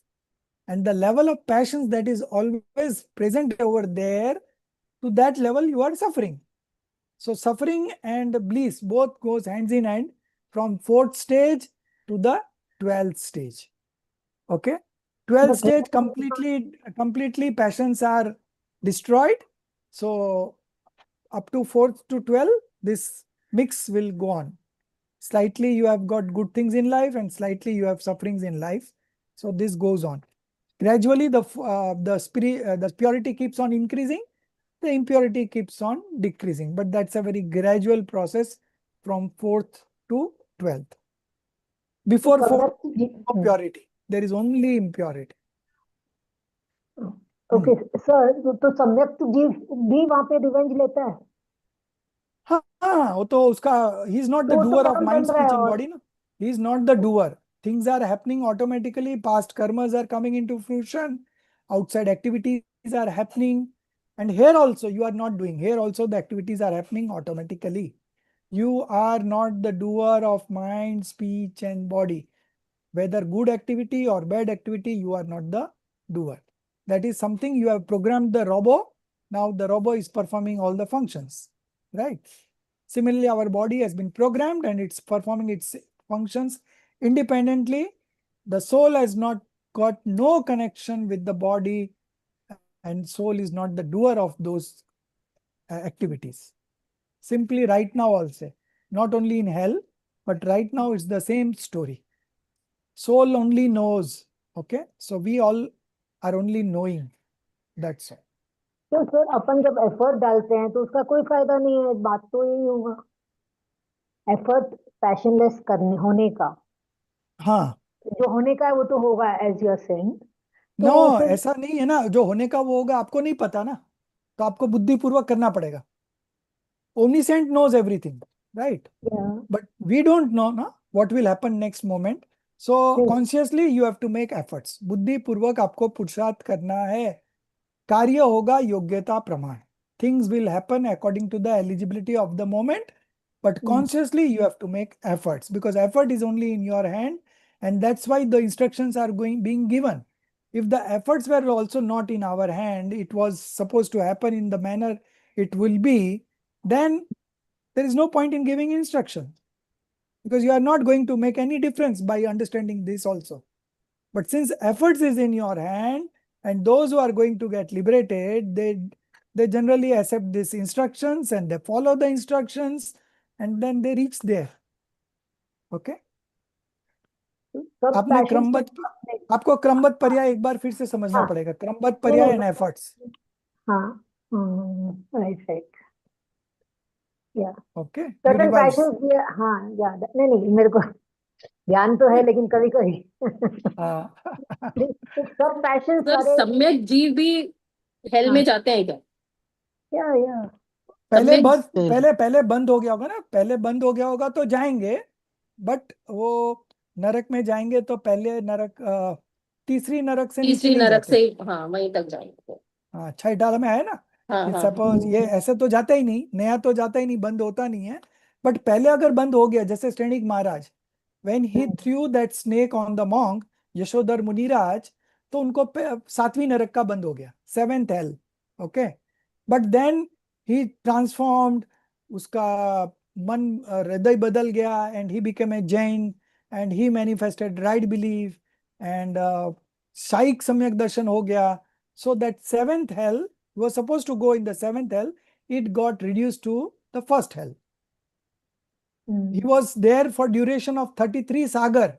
That duration reduced to 84,000. But anyway, he has to go to the hell because it was a prior bondage happened. Lifespan karma was bounded prior to attaining right belief. So he has to end up in hell. Otherwise, generally who are a right believer, they don't end up in hell. They never become a woman again. Yeah. So these are all the limitations. So this is your last birth as a woman. Now you will never become a woman because you are understanding this and you will manifest right belief. So you will never again born as a woman. Now your next birth would be your monk, or you will end up in celestial being. And then you again come back and become a human and you get liberated. So the journey is very short now. Sir, तो intensity of patience के कारण होता है woman birth? नहीं, हाँ, Maya. Intensity of patience के कारण होता है क्या वुमन क्या? बर्थ? Woman birth? हाँ, हाँ, सब पैशंस के कारण ही होता है ना. पैशंस के कारण ही तो कर्म बनते हैं ना. तो intensity is very much higher. हाँ, अभी जो भी कुछ कर्म का उदय चल रहा है वो इसीलिए चल रहा है कि पहले अपन ने ही बांधे हैं. And how we have bonded those karmas through delusion and passions. So delusion is the chief Right. cause, passion is a secondary cause. But passions with delusions are very powerful, you know. Without delusion, the passions are not that powerful. Right. Right. Okay, so this 10th chapter is remaining. So we'll still have 3 minutes. We will finish this. Otherwise, I would have finished today itself. Yes, This there was one, a lot of half an hour. discussion. But because of discussions, so what we will Yeah. do, we will meet tomorrow for half an hour. Sir, कितना Possible? नहीं अभी नहीं होगा क्या sir? If Abhi आधा everyone is घंटा. okay. I'm okay. Everyone is okay. I'm okay. Others, I don't know. But yeah, that's But right. it might take 35 minutes or so. Let's see how much it takes. Okay. So means of attaining omniscience. Yeah. For the attainment of moksha, the attainment of omniscience is absolutely essential. Hence, it is addressed first. The related aphorism is as follows. Let me see.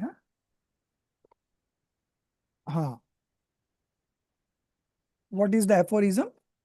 Mokshay, moksha, mokashay. So complete destruction of moh, delusion. Mokashay. So moh, shaya, jnana, darshana, varana, antray, shayacha, kevalam. What it says, through the destruction of deluding karma and thereafter the simultaneous destruction of knowledge obscuring karma, perception obscuring karma, and obstructing karmas, antray karma, omniscience arises. So basically, first the deluding karma goes off at the 12th stage, and then the 13th stage, other three obscuring karma goes off. So you manifest omniscience knowledge. Okay. The reason for writing mokshayata as a separate word is that first the destruction of deluding karma must occur. One must attain complete detachment and remain for an antarmurat in the 12th stage of spiritual development, Shin Kashai Gunasthan, that is the 12th stage. Then at the end of the 12th stage, by simultaneously destroying knowledge obscuring karma, perception obscuring karma, and obstructive karma, antarai karma, omniscience is attained. Although omniscience is the result of the destruction of all four destructive karmas, there is a specific sequence to their destruction. To convey that sequence, the aphorism has been composed in this particular manner.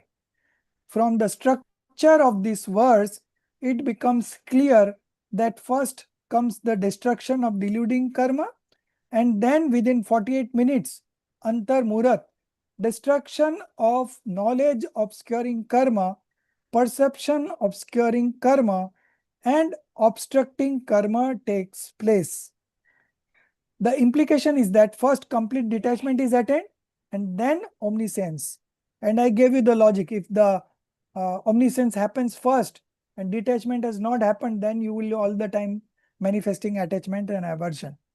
Without complete detachment, omniscience is not possible. So there is a very good arrangement of things. Without the destruction of deluding karma, the destruction of the remaining karmas, knowledge obscuring, perception obscuring, and obstructive karma is not possible at all. It is solely the rise of deluding karma, specifically delusion in belief, which manifest as false belief, and delusion in conduct, charitra moh, which manifest as the 16 passions like anger, pride, deceit, and greed, and their 4 categories, along with the 9 quasi passions like laughter, etc. That constitutes the root cause of future karmic bondage. So what is the root cause of future karmic bondage? Delusion and passions. That is why the phrase mokshayat has been placed first and separately. Now, nature and cause of liberation. Okay. Hemali, you read.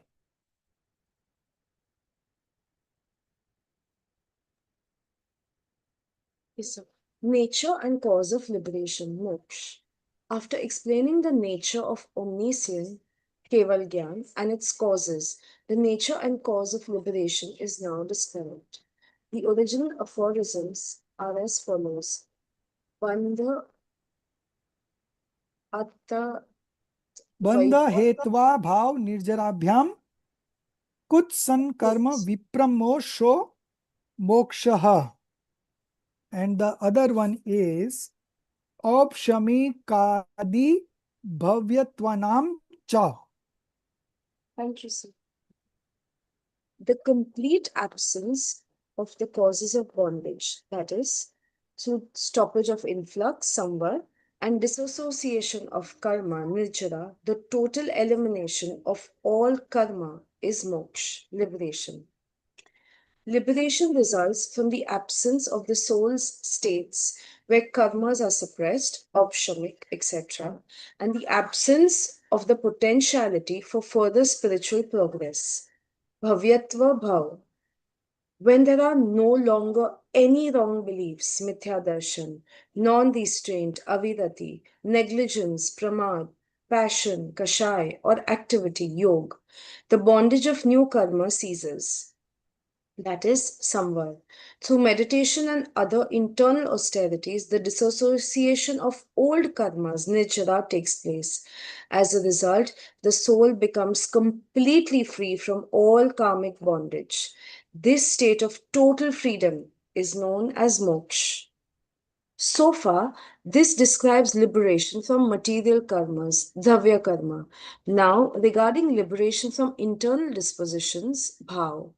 Upon attaining liberation, the states of subsidential, opshamik, destructive cum subsidential, shayopshamik, and frusional, audik, cease completely. Of the soul's inherent, eternal, pure consciousness nature, parinamic bhav, the abhav abhavyata disposition does not arise in souls with the potential to liberate, bhav, and the sentience, jivatva, persists even in the liberated state. Hence, upon liberation, only the bhavyatva state ceases. Thus, the liberated soul is transformed through the absence of 8 karmas, the states of subsidence, destructive cum subsidential, frusional, and the eternal pure conscious soul capable of liberation. Bhav, bhavyatva, parinamic bhav. The liberated soul possesses only the sentient, conscious, pure disposition. Jivatva, parinamic bhav, and the completely destroyed karmic state, shaik bhav. So you see, when you are liberated, so out of the 5 distinctive dispositions, the 3 opshamik, shayopshamik, and odaik. These 3 gets completely destroyed. So what remains is shaik bhav, destructional belief. Okay. So that remains with the soul throughout. Even in the liberated state, this shaik bhav remains with it. Along with that, parinamic bhav is divided into 3: bhavyatva, abhavyatva, and jivatva. So again, bhavatva also get destroyed at the 14th stage, and you have only jivatva in the liberated state. So in the liberated state, you have 2 bhavs along with you. One is jivatva parinamic bhav, and the other one is the completely destroyed karmic state, that is shaik bhav.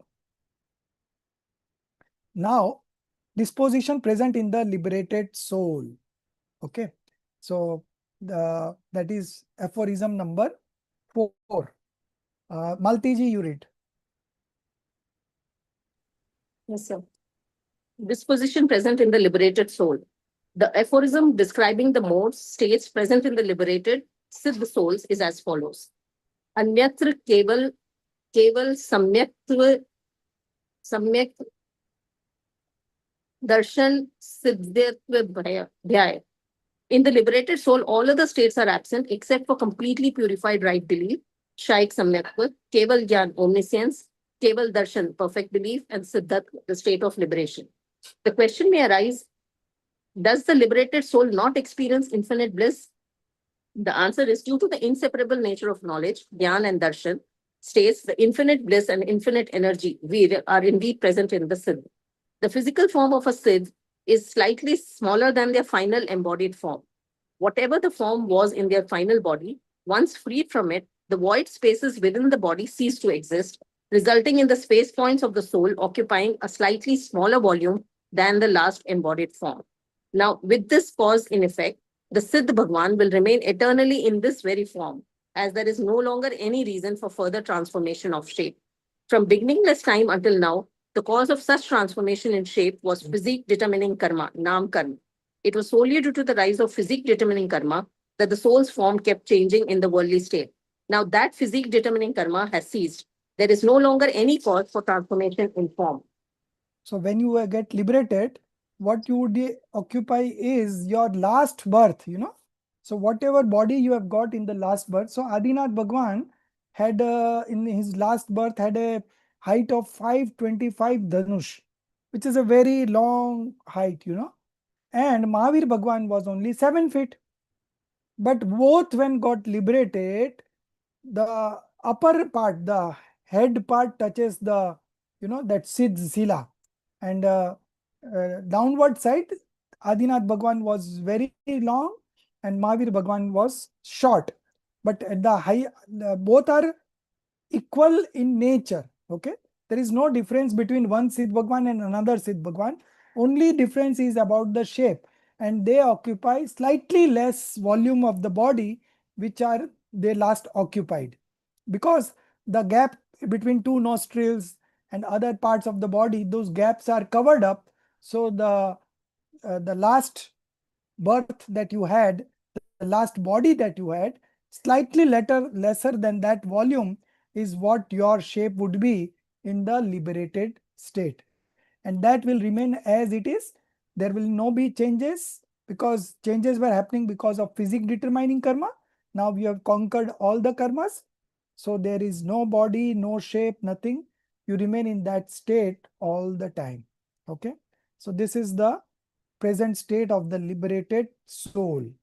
Now, the law of movement of liberated souls. So when you leave this body, the last body that you occupied, okay, when you leave this body, why you go upwards, right? That is the question. So that has been explained here in this aphorism number 5, 6, 7, 8 with the help of 4 examples.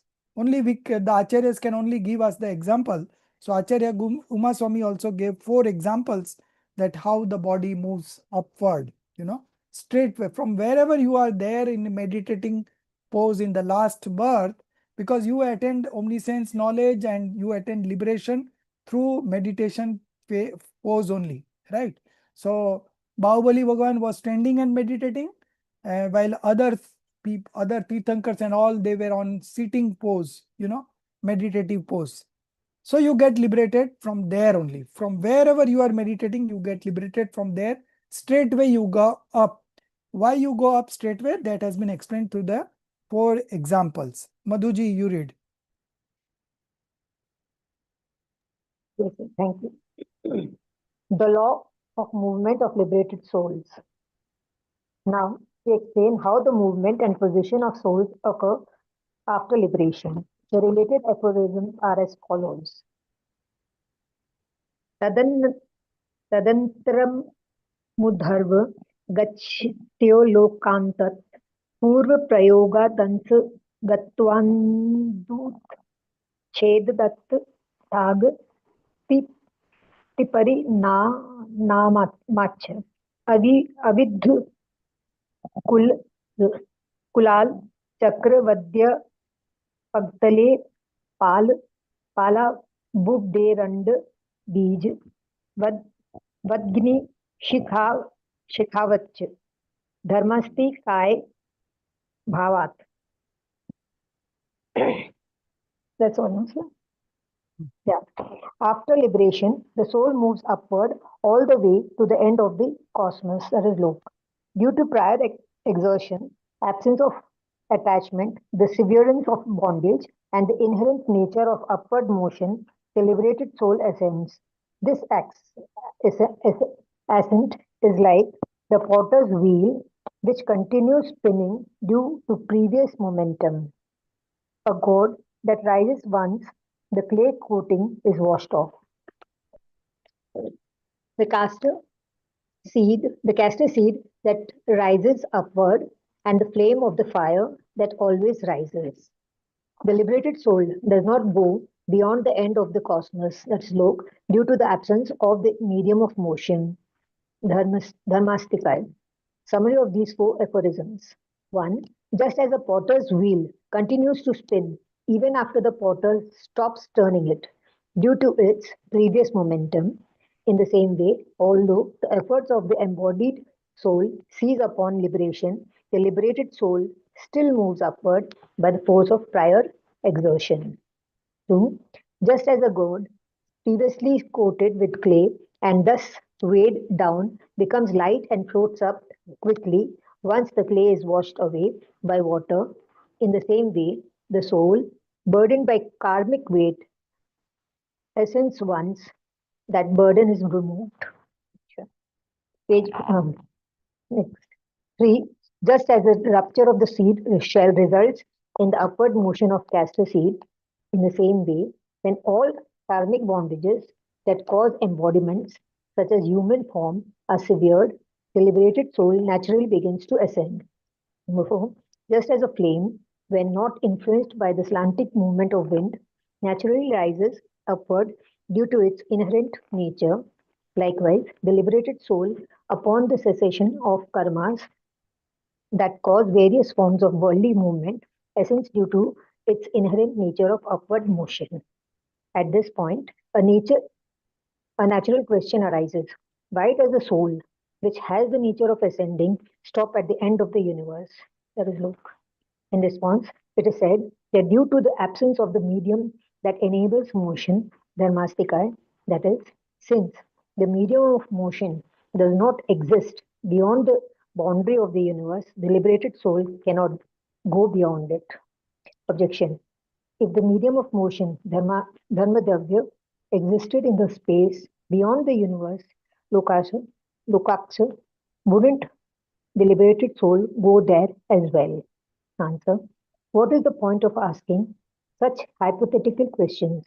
The reality is that, except for space, Akash, the remaining 5 types of substance, by their own inherent capability, Upadhya Yogyata, do not and cannot exist outside the universe. Therefore, we can also reframe the answer as follows. The liberated soul, due to its own intrinsic capacity and due to the absence of the medium of motion, does not proceed into the space beyond the universe, lokaksha. Just as by nature, the medium of motion does not exist in the space beyond the universe, similarly, the inherent upward motion of the soul is destined only to reach the summit of the universe. Let us look. It is not the case that due to the absence of a medium of motion, it is not the case that due to the absence of a medium of motion, the liberated soul is forcibly halted at the edge of the universe. To think in that way would amount to casting doubt on the infinite autonomy of the liberated soul. So you see 4 examples. So when the souls get liberated, it moves horizontally upward, okay? And it reaches the summit of the universe. So from every space, during this 5 paravartans and all, from every space, somebody has got liberated, straightway up. So everywhere, somebody or the other has got liberated. So we can say that all these spaces are Siddha Kshetra. Okay. So here 4 examples has been given to show the movement of the liberated soul when it reaches the summit of the universe, that is Lokya Agrabhag. Okay. The first example is about the potter's wheel. So potter wheels continues to spin even when you have stopped putting pressure on it because of the inertia of motion. So similarly, the soul, because its nature is of going upward, okay, so it goes on upward. So the first example is about the potter's wheels. It still move upward by the force of prior exertion. The second one is gourd. Just as the gourd previously coated with clay and thus weighed down becomes light and floats up quickly once the clay is washed away by water. So if you put that gourd in the water, it automatically comes up because the mud washes away and it becomes lighter. In the same way, the soul burdened by karmic weight ascends once that burden is removed. So very logical example given. The third one, just as the rupture of the seed shell results in the upward motion of a castor seed, in the same way, when all karmic bondages that cause embodiments such as human form are severed, the liberated soul naturally begins to ascend. And the fourth one is as a flame. So whatever you burn, the flame will always move upward. Okay. Similarly, the soul once get liberated, because of its inherent nature of upward motion, it goes at the summit of the universe. So why it doesn't go beyond that universe? Because the Dharmastika is not present. Okay. If the Dharmastika would have been present, then it would have gone. So the author is saying that it's a hypothetical question. There is no point in asking which is not the reality. So we should refrain from such kind of arguments, as if all these statements are because of omniscience knowledge that we are reading it. Otherwise, it is not easy to comprehend all this terminology and the explanation that is being given. So let's accept what has been written in the scripture. We work on those things which makes a difference in our feelings. And these are only the 7 fundamental elements, and that has been explained here in Tattva Sutra from the conventional viewpoint. Okay. So in that book on Sammet Shikhar, it was written that the soul goes directly upwards. So it doesn't, Yes. it takes a direct upward path. So that is Yeah. very important. Yeah, direct upward path. From wherever you are meditating, once you manifest omniscience knowledge and then you keep on meditating and you destroy the balance for obscuring karmas, aghati karma, and then you get liberated. Okay. So same place from where you are there, you go straight up in the universe. Now, the next and the last topic for today, the last aphorism of Tattva Sutra, aphorism number 9, distinctions among liberated beings. Now the question arises, where is the distinction among liberated beings? All are same. All have got infinite attributes and it doesn't increase or decrease anytime. So where is the difference? But still, they have related to the difference through the means, through the means of point of view. Okay. From point of view. So they have given us 2 point of view. One is close to the real point of view and other is close to the conventional point of view. So one comparison is through the present state of liberated soul.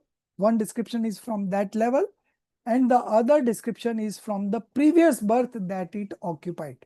Okay, these two. So if we refer to the chart, it would be very easy. So just refer to the chart book for this aphorism. Then again we will come back and read this. Okay. So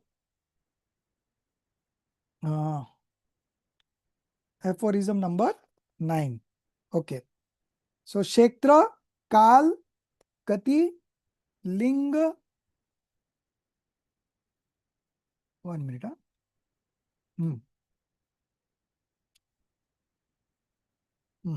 Kshetra, Kal, Gati, Linga, Tirtha, Charitra, Pratyek Buddha, Bodhita, Jnana, Vahagana, Nantrasam, Sankhyat, Alpa Bahutvata, Sadhyaha. This is the aphorism. The emancipated soul, the liberated soul, can be differentiated with reference to all these 10, region, time, all these are given. So there are, I think, 10, 11, 12. So these are all the different parameters on which they are referring the differences between the liberated soul. Region, time, realm, gender, ford, conduct, self-enlightenment, enlightened by others, knowledge, stature, interval, number, and numerical comparisons. Okay. So two viewpoints. One viewpoint is called the present viewpoint, which is called Pratyutpanna Naya. Okay. It is close to the Nischay Naya and the Ruju Sutra Naya that we studied. Okay. So that is present viewpoint. So what is the present stage of that liberated soul? Okay. That is being described here from that viewpoint. The other is past viewpoints. Bhut Naya, that is Vyavar Naya.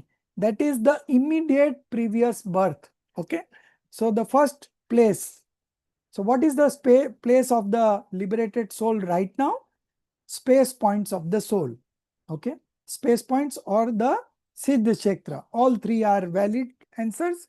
One is the space points of the soul. So that is our permanent place, the space points of the soul. Asankhyat Pradesh.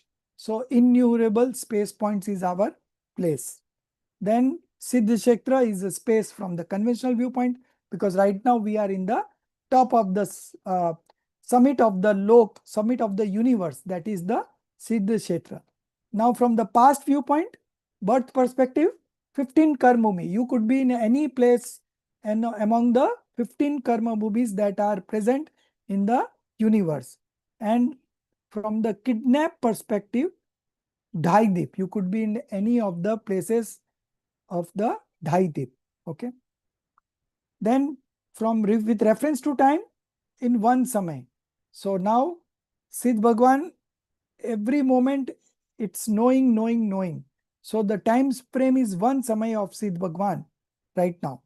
And from the past viewpoint, in Videha, all the time you can get liberated from the Videha Kshetra.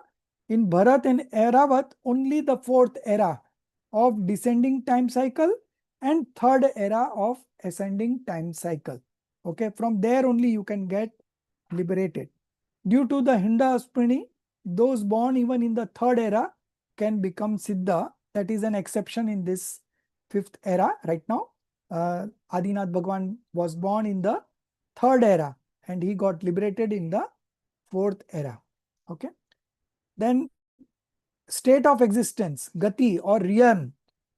Right now, what is the Gati of the liberated soul? Siddh Gati. Fifth stage, we can say.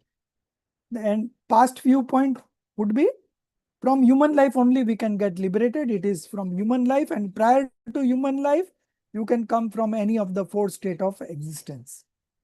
From the gender perspective, psychic, absence of gender, because you are already liberated, so there is no gender. And past viewpoint, all three genders from the psychic point of view. From the physical point of view, only male, and that also Nigranth, Yathajat, completely naked monk. Okay, physical.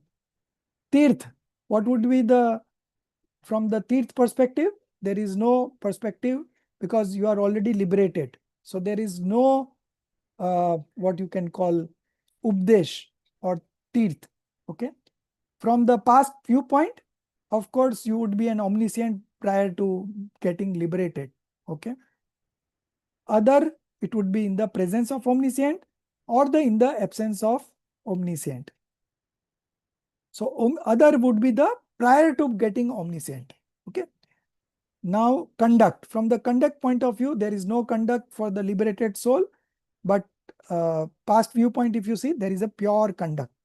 So 5 types of conduct, or except Parihar Vishuddhi, all 4 kind of conduct could be there. From Pratyek Buddha Bodhitva, either it is self-enlightened.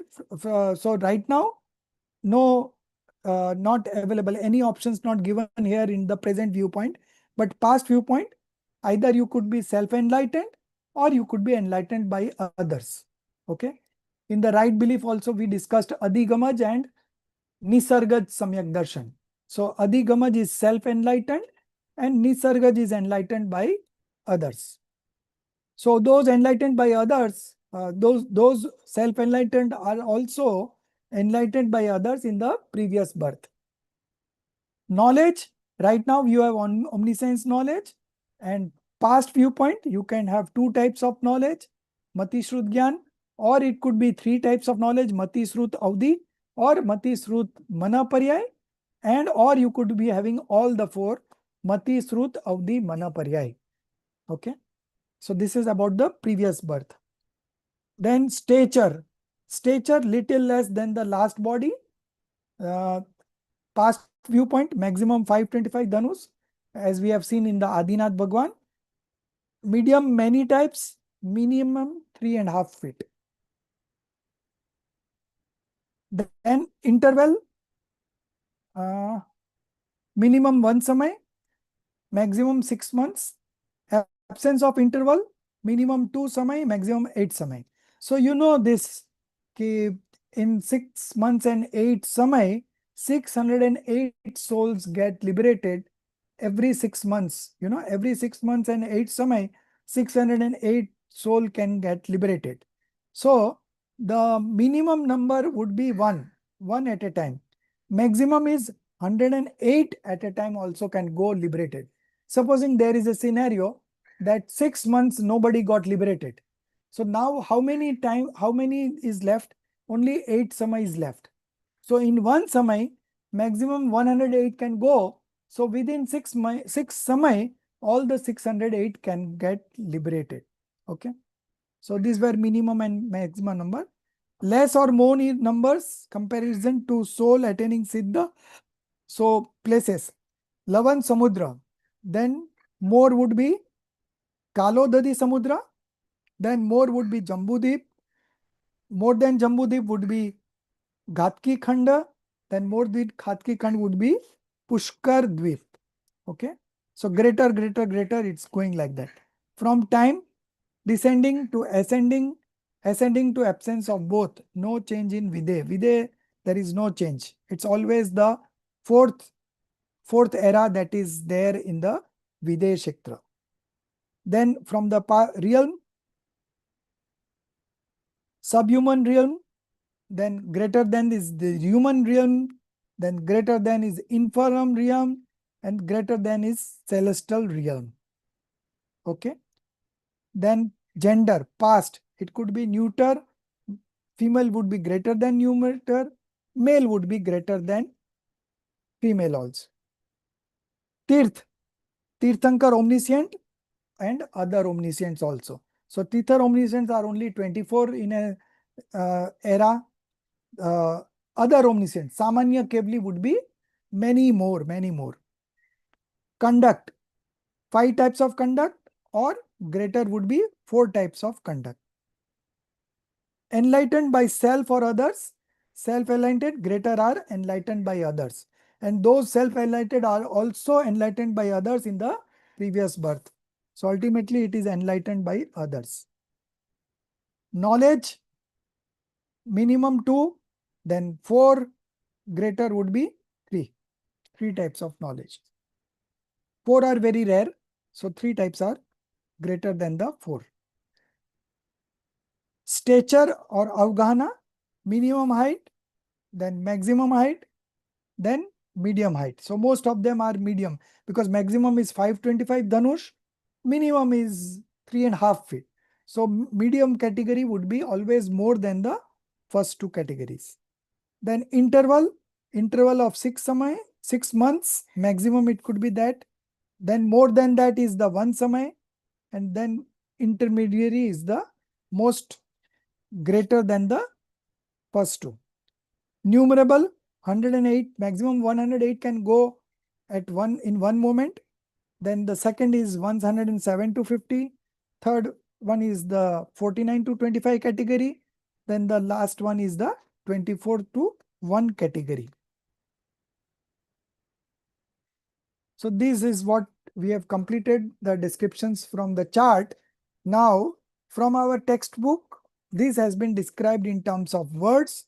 So this you can read as a homework, and anything if it is not clear to me, you can ask me question personally. 3 pages are left, 1, 2, and 3 pages. If we keep on reading, it will take 10 minutes, but I will give you to read as a homework, and then you can ask me if you have any doubts. Okay. So this is where we complete Tattvard Sutra. One more self-study subject is there, Samadhi Maran. That we'll discuss after May 15 days or 21 days. We will have no class in next Saturday, and next to next also we might not have class. So we will be either meeting after 15 days or 21 days could also be a possibility. I'll inform you in the group. Okay. So that's why we started the class in early July, because I knew there would be a gap coming up. So that is the gap. Gap is my daughter-in-law is going to deliver a baby, maybe Monday. So Monday is today is the date, in fact.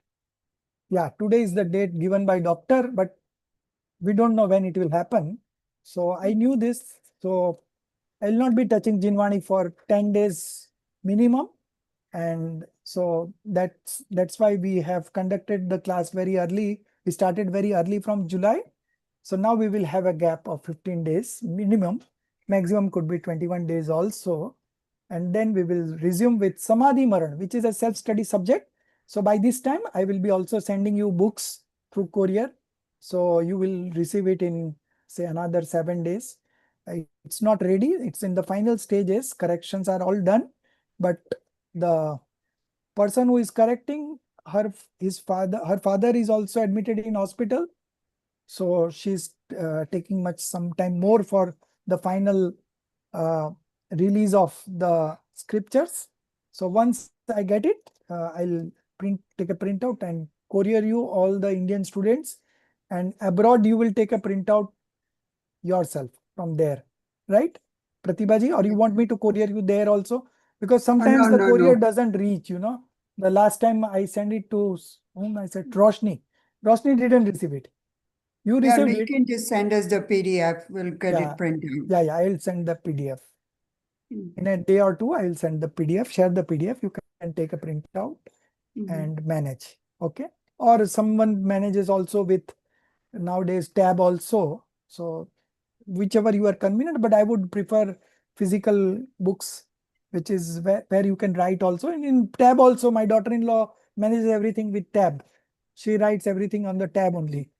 So depends. Youngsters, people prefer on tab, but I prefer on physical books. So I would also recommend you to have physical books. So you can add up, whatever important things are there, you can keep on adding there. And once you open the computer or something, then other things also come up. You get so much of distractions, So it is better to read on physical, for me at least. I don't know how about you. Very true, sir. Our children have forgotten to write. They cannot write with a pen and pencil. They can only tap on the laptop. And very rightly you said, when you open the computer, there are 100 other things. You get distracted. Very true. So I just had a question. You said Samadhi Maran. So my sister-in-law, she was very ill. So she was almost in the ICU and all. So last moment पे ICU से सब हटा के वो महाराज के पास ambulance में ले गए और नमोकार मंत्र पढ़ा दिया. Is that Samadhi Maran? No. Samadhi Maran is when you practice this discriminative knowledge throughout the life, then only is it true Samadhi Maran. During last time, even if I utter Nokar Mantra or anything, it's not the Samadhi Maran. That we will really understand in Samadhi Maran chapter. You will have some ideas we had in Tattvard Sutra also. Sallekna, we had one aphorism on Sallekna. But again, we will read this in detail, Samadhi Maran. Maybe 2 classes we will take to read that, but we are going to do that in detail. It's a very interesting. They are saying Samadhi Maran, but it is actually about living in the Samadhi way. Samadhi means passionlessness, detachment. Okay. So if you live your life in a detached way, then your end will be also in a detached way. That is the means. That is the meaning of that Samadhi Maran. Peaceful death. Who can have a peaceful death? Not only at the last moment you hear Namakar mantra, No. Before the body leaves you, you leave the body The body. at the psychic level through practicing discriminative knowledge. So your identity is your pure soul, and all these are not our identity. Body is not our identity. So you practice discriminative knowledge and develop a level where you are in peaceful situation in all the situations, adverse situation, whatever it would be. So, and then only you can have a peaceful death. Okay. So we will understand in detail in the Samadhi Maran chapter, Samadhi Maran book. All of you must have received the Hindi book also. White colored book is there, Samadhi Maran. So they would have sent you. You can refer that also. And I'll be sending you the PDF, not the PDF, the physical printout in a week time. Okay. Yeah. Okay. I have So a quick let's- question on this, Yeah, you yeah, know. yeah. One of my friend, when her husband died, he donated his body for the research. You know, they're not Jain, but then my uncle back home in India also donated his body for research. So how does that work, you know, like if we don't do all this other, you know? So from the point of view of violence, you know, after 48 minutes, the exponential growth of small living beings in our body, it keeps on growing, you know. After 48 minutes, the moment the soul goes away from the body, within 48 minutes, you have to take it to the funeral. Okay. So the more late you do, the more number of jeeves would be evolving in them.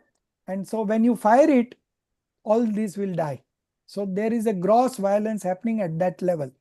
Now, when you donate the body, the living beings keeps on growing in those parts also, you know. So I don't know when that body will again be burnt or like that. So we don't practice such things. But due to modernism, people do say all these things that our body is already gone, let others will be. So that's a completely different concept. We don't have anything in terms of scriptures, because in those times, when the scriptures were written, this was not the practice. So nobody has commented on it. So this will be an individual call. Whatever you want to do, you can do at an individual level, whatever you feel like, whatever stages you are in life, your associations, what are kind of associations. So it's an individual call, but there is nothing written in the scriptures, because at that point of time, this was not practiced. And there is no authority right now who can say, but traditionally we can say we should not do those such things, because only causes violence. And like in America, if somebody dies, you have to take an appointment at the funeral. So it may take 4 Exactly. days, 5 days. You don't have any It could take options. a week, you know? Yeah, I know there. But right now in India, we have these options. So when my mom died, only my uncle family was supposed to come. So they took 1.5 hour to come. So that much time in case of my father, okay. But my mother died late in the night, around 12, 1 o'clock.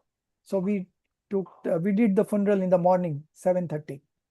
So that is the difference, but we should try to do within 48 minutes. Okay. Yeah, because over here, keep the body in the morgue, but they bomb the body so that they said it doesn't, you know, like have the It doesn't bacteria or decay, any of but those, yeah. the The living growth beings of, keep on you know, increasing. Yeah. but they don't, you know, they bomb the body basically. So I there know. is no growth of, you know, any organisms in the body. But still, not that within a day or two, it could be like a week. I know Yeah, one yeah, of I my know, auntie, when she passed away, the funerals were so busy, so they had to wait for a whole week. So I know many people who come back to India, you know, just for the sake of having a Samadhi Maran, you know. So they prefer to come to India. At least you can have a very peaceful death surrounded by your near and dear ones. And you should study so deep that when the time of leaving the body comes, it's a very smooth transition. You don't want anyone to put Namakar mantra in your ears, because you study so much that all the time you are in happy space. You are all the time contemplating these things that you have studied. So then you don't need anyone to help you out in the last time. You are yourself so good, and you will have a peaceful death for sure. Internally. Sounds good. Externally, many things could have happened. Your son, your children would not agree. You know, many things are there. So externally, we don't know what would happen, but internally we would be doing in that way. I am preparing for my Samadhi Maran every day.